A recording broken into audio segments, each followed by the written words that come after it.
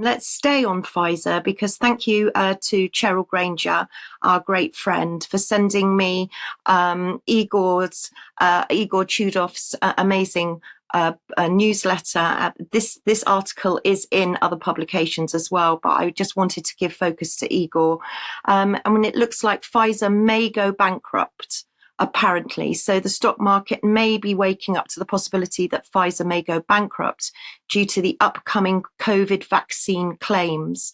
Many parallels can be drawn between the corporate behaviors of Pfizer and Purdue Pharma. Now, Purdue Pharma are another pharmaceutical company that they were involved in a terrible, terrible tragedy where many people were killed and many people were injured and died as a result of opioid addiction. This goes way back. And so now we see that Pfizer could be in trouble. And if we go further on into Igor's blog, you can see that there's a comment there from the amazing Ed Dowd, who we will be speaking to very soon, who says that the legal protection granted to Pfizer by the PrEP Act will cease to protect it if significant fraud on the part of Pfizer is discovered. I think my question is if Pfizer do go bankrupt, then ultimately there's going to be nobody to claim from. So there's two ways of looking at it. But I'm going to go to the chart that's also on Igor's blog. And quite clearly, you can see there that huge red arrow there of Pfizer plummeting. That's the Pfizer stock PFE, valued at 25% less than 5 years ago. And as I understand it, Moderna is going exactly the same way. So both Moderna and Pfizer in financial trouble. So keep an eye on those stories. But staying on mRNA, and thank you very much to the viewer who sent me this story from Nexus Newsfeed about Airvax, which is the latest mRNA delivered into your lungs. Now, we know that the mRNA agenda is still very much on, and we know that mRNA should never have been rolled out to anybody. And all of our experts have said, please, if you've had mRNA, please don't have any more. And if you are and you're worried you've had mRNA, we've got plenty of resources on the website to help with protocols. But this is an mRNA that's delivered straight into the lungs. So if you're frightened of needles, don't worry, because this could vaccinate the masses. And I'll take people back to Operation Sea Spray, which was back in the 50s, where they sprayed San Francisco Bay. So spraying is possible. And going further into that Nexus Newsfeed article, you can see Airvax could radically change how people are vaccinated. And they talk of nano vaccines. And again, they talk of no needle delivery. And we talked last week about how mRNA should never really have been given through a needle. And not that it should ever have been given in the first place, but it shouldn't have been given through a needle. And we were now looking at medical devices, needle-free devices. So staying on injections, the next story is, why do I feel sick after getting the flu shots? Well, according to Dr. Kerry Althoff, who's an epidemiologist at Johns Hopkins, she says that you're going to feel sick after you've had the flu shot or the COVID booster because your immune system is working hard to make sure that the vaccine does its job.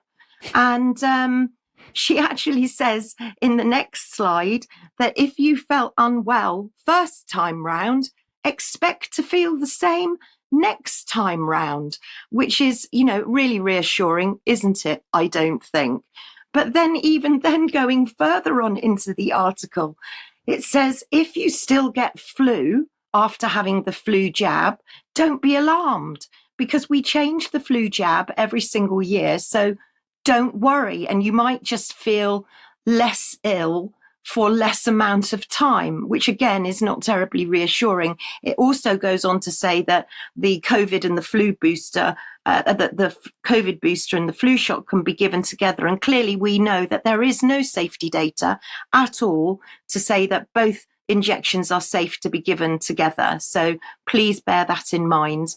The Mirror here is reporting that COVID cases are absolutely shooting up, 15,797 cases in England and Wales. So the fear starts once again. But then you get sort of disinformation, misinformation, confusing information from the BBC, no less, who are telling us that, well, is it now just a regular winter bug COVID?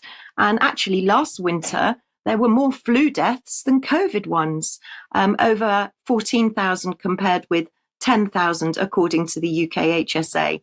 So lots of confusing information out there and lots of fear mongering that I think we should just take with a little bit of a pinch of salt. Yes, indeed. Okay, let's move on to the censorship agenda and so on. Now, most people should have seen this by now, but if you haven't looked at the UK column censored page, it's just at ukcolumn.org/censored, please do so. But we note on the timeline that's on that page that Ofcom had appointed this lady to become the Online Safety Supervision Director. This was on the 11th of May this year. But unfortunately for her, she has decided to speak out on the Israel-Palestine issue on the favour of the Palestinians, and this has gone down extremely badly. So Guido Fawkes here was pushing out this article, Ofcom Director's Anti-Israel Dogma. That's how they described it.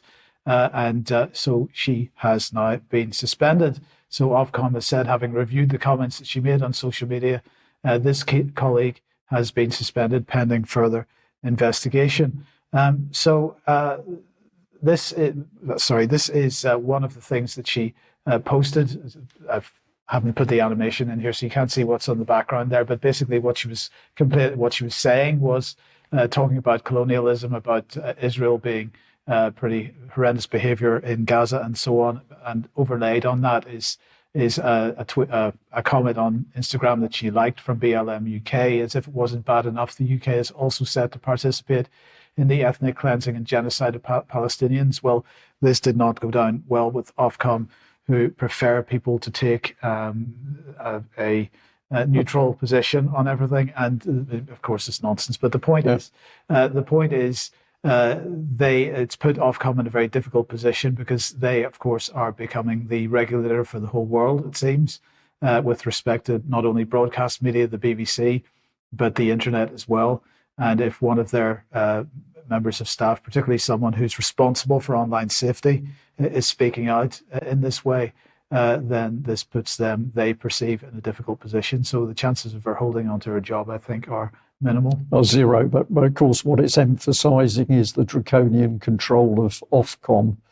We'll be speaking about this more. Yes. Now, Brian on Wednesday was talking about Rainer Fulmich and the fact that he had been arrested, or at least deported from Mexico and arrested in Germany, was in prison.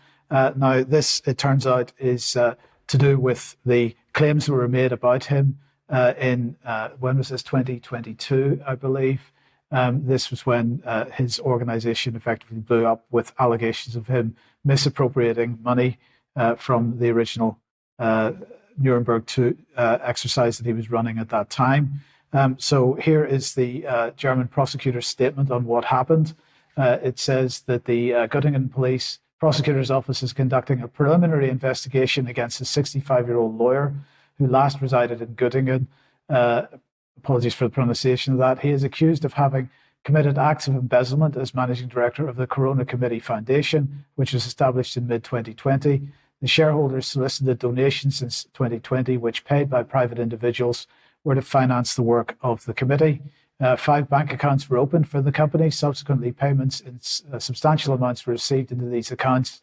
Investigations revealed that the defendant had a 53-year-old co-defendant make a payment of €200,000 in 20 transactions of €10,000 each to his wife on November the 10th, 2020. In subsequent period, he is said to have completely consumed the money altogether with her.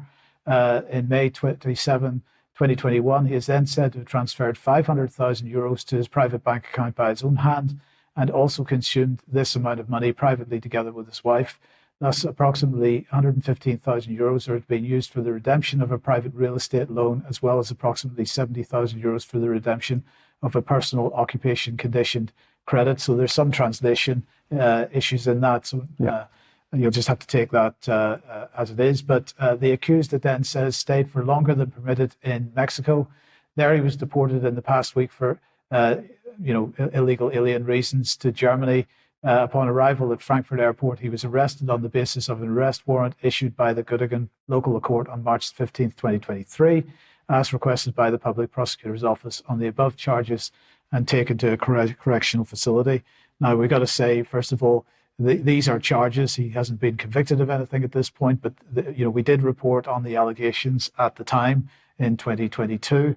And so just wanted to make clear that that is what is going on here. And lots of people are saying, of course, in support of Rainer Fulmich, that this is an attack because of what he's been saying. Yeah. But so long as we understand what the legal system in Germany is attempting to do. Indeed. And the other thing to remember is a lot of extremely good evidence was brought in front of that inquiry, and that still stands, whatever happens with this court case, but we'll wait and see. Yes, because the inquiry wasn't about Rainer Fulmich himself. It was about the people that were giving the evidence to the inquiry, and it's the evidence everybody should stay focused on.